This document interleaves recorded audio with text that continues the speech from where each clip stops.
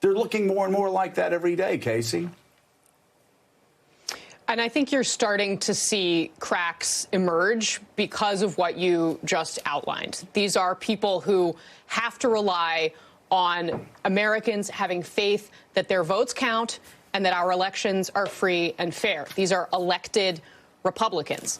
They are still in the bind that President Trump has created for them. And I think there's a lot of questions about whether President Trump would listen to them or care very much. And I think Mitch McConnell is still worried about those races in Georgia and doesn't want the president to do anything to damage his chances of winning the Senate majority there.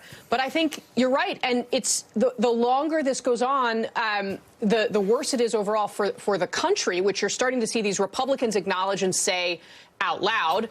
But it's also for them politically just incredibly difficult. If you look at those races in Georgia, their strongest argument in those races is to say, will be a check on a Democratic administration. And Kelly Loeffler, in addition to what you mentioned about them saying the election was rigged for her, and David Perdue, like, they can't go out and make that argument. They can't say we'll be a check on Joe Biden because they're not even allowed to say, per President Trump's rules, that Joe Biden is the president-elect. And the longer that they continue this, I think the more difficult it's going to be for them to get out of it. And Joe, big picture here, too. I mean, we're talking about what the president's going to do perhaps in 2024.